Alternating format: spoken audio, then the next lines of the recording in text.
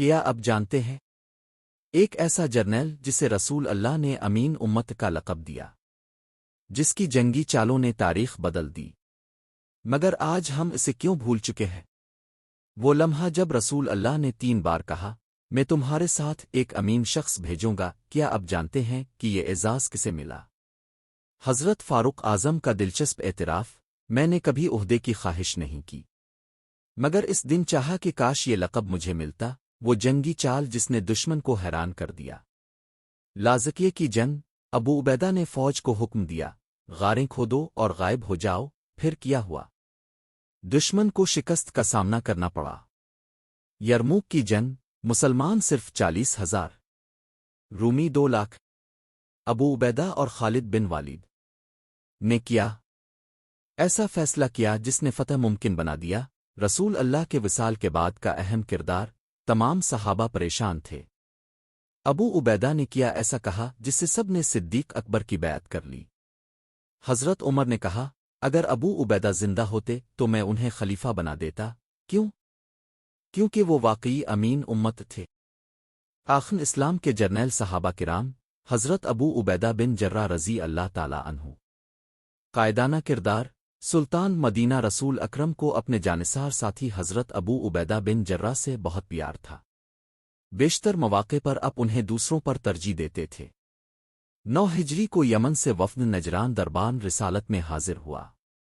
وفد کے اراکین دائرہ اسلام میں داخل ہوئے اور بڑے ہی مؤدبانہ انداز میں التجا کی کہ ہمارے ساتھ کسی ایسے ساتھی کو روانہ کریں جو ہمیں قرآن کی تعلیم دے۔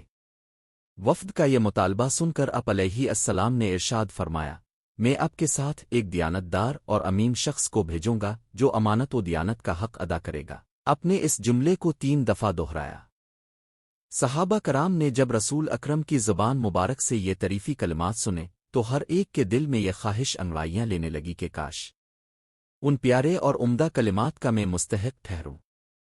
امیر المومنین سیدنا فاروق اعظم فرماتے ہیں، میں نے کبھی کسی عہدے منصب کو حاصل کرنے کی دلی خواہش نہیں کی، لیکن اس دن میرے دل میں شوق پیدا ہوا کہ کاش اس تعریف کا اطلاق مجھ پر ہو۔ میں ظہر کی نماز کے لیے جلدی مسجد میں پہنچا۔ جب رسول اکرم نے ظہر کی نماز پڑھا دی پھر اپنے اپنے دائیں بائیں دیکھا۔ میں نے اپنی گردن اونچی کی جس سے آپ کی نظر مجھ پر پڑے۔ آپ نمازیوں پر نظر دوڑاتے رہے یہاں تک کہ آپ کی نگاہ حضرت ابو عبیدہ بن جرہ پر پڑی۔ آپ نے انہیں اپنے پاس بلایا اور ارشاد فرمایا، آپ اس وفد کے ساتھ جائیں اور ان کے باہمی اختلافات کو حق و انصاف سے نمٹائیں۔ حضرت ابو عبیدہ بن جرہ اس وفد کے ہمراہ یمن تشریف لے گئے اور وہاں پہنچ کر دربان رسالت سے ملنے والی ہدایات کے مطابق تعلیم و تربیت کے فرائض سرانجام دینے لگے۔ رسالت مآب کی زبان مبارک سے نکلے ہوئے تعریفی کلمات حضرت ابو عبیدہ بن جرہ کے لیے سرمایہ حیات بن گئے۔ یہ ایک ایسا اعزاز ہے جس میں اب تمام صحابہ کرام میں ممتاز نظر آتے ہیں۔ حضرت ابو عبیدہ بن جرہ نے غزوہ بدر، احد، خندق، غزوہ بنو قرظہ، جنگ سلاسل، جنگ دمشق، مرکہ فحل، مرکہ حمص اور جنگ یرموک کے علاوہ بہت سے چھوٹے موٹے مارکوں میں اپنی بہادری و جوان مردی کے جوہر دکھلائے۔ مقام حدیبیہ، بیعت رضوان میں شریک ہوئے، بلکہ اس موقع پر جو معاہدہ تحریر کیا گیا اس میں بھی ان کے دستخط تھے۔ حج الوداع میں بھی رسول اکرم کے ہم سفر تھے۔ سلطان مدینہ رسول اکرم کے وصال کے بعد صحابہ کرام پر غم و اندو کے پہاڑ ٹوٹ پڑے۔ ہر نگاہ اشکبار تھی، ہر دل غمگین و پریشان تھا۔ اور پھر اب کے بعد خلیفہ المسلمین کا انتخاب ایک اہم مسئلہ تھا۔ اس نازک ترین موقع پر حضرت ابو عبیدہ بن جرہ نے بہت اعلیٰ و عمدہ کردار کا مظاہرہ کرتے ہوئے انصار و مہاجرین کو سمجھایا۔ سیدنا صدیق اکبر رضی اللہ تعالی عنہ نے تمام پریشان حال صحابہ کرام سے کہا، تم میں عمر بن خطاب رضی اللہ تعالی عنہ موجود ہیں جس کے متعلق رسول اللہ کے یہ الفاظ اس کی شان کو دوبالا کرتے ہیں، عمر کے مسلمان ہونے سے اللہ نے دین کو غلبہ عطا کیا ہے۔ ابو عبیدہ بن جرہ رضی اللہ تعالی عنہ موجود ہیں جس کے متعلق رسول اکرم نے ارشاد فرمایا، ہر امت کا ایک امین ہوتا ہے، میری امت کا امین ابو عبیدہ ہے۔ ان دونوں میں سے کسی ایک کو اپنا امیر مقرر کر لیں، لیکن دونوں نے آگے بڑھ کر سیدنا صدیق اکبر رضی اللہ تعالی عنہ کے ہاتھ پر بیعت کر لی۔ یہ منظر دیکھ کر تمام مہاجرین و انصار تیزی سے آگے بڑھے اور سب نے صدیق اکبر رضی اللہ تعالیٰ عنہ کے دست مبارک پر بیعت کی، جس سے شورش تھم گئی اور ہر ایک نے سکون کا سانس لیا۔ اس طرح انہوں نے اپنی عقلمندی سے ایک ایسے مسئلے پر آسانی سے قابو پا لیا جو امت مسلمہ کے لیے بڑی اہمیت کا حامل تھا۔ حضرت ابو عبیدہ بن جرہ رضی اللہ تعالیٰ عنہ جہاں بڑے کامیاب جرنیل کی حیثیت سے جانے پہچانے جاتے تھے، وہاں معاملہ فہمی اور فتنہ و فساد میں عقلمندی سے امن و سلامتی کی راہ نکالنے میں ید طولی رکھتے تھے۔ یہی وجہ ہے کہ 3 بہترین ادوار میں زندگی کے آخری لمحے تک اب کی خداداد صلاحیتوں سے بھرپور فائدہ اٹھایا گیا۔ رسول اکرم نے انہیں امین امت قرار دیا۔ صدیق اکبر رضی اللہ تعالیٰ عنہ نے خلیفہ اول بنانے کی تجویز پیش کی اور فاروق اعظم رضی اللہ تعالیٰ عنہ نے فرمایا، اگر ابو عبیدہ رضی اللہ تعالیٰ عنہ زندہ ہوتے تو میں انہیں خلیفہ نامزد کر دیتا۔ فتح لازکیہ سرزمین شام کا مشہور و معروف مرکزی شہر حمص فتح کرنے کے بعد عظیم جرنیل سیدنا حضرت ابو عبیدہ بن جرہ رضی اللہ تعالیٰ عنہ لشکر اسلام کی قیادت کرتے ہوئے آگے بڑھے۔ حضرت عبادہ بن صامت رضی اللہ تعالیٰ عنہ کو حمص کا نگران مقرر کیا۔ راستے میں آنے والی تمام آبادیاں فتح ہوتی چلی گئیں۔ لازکیہ ایک مضبوط قلعہ نما شہر تھا، اس کا محاصرہ کر لیا گیا لیکن اسے فتح کرنا آسان دکھائی نہ دیا۔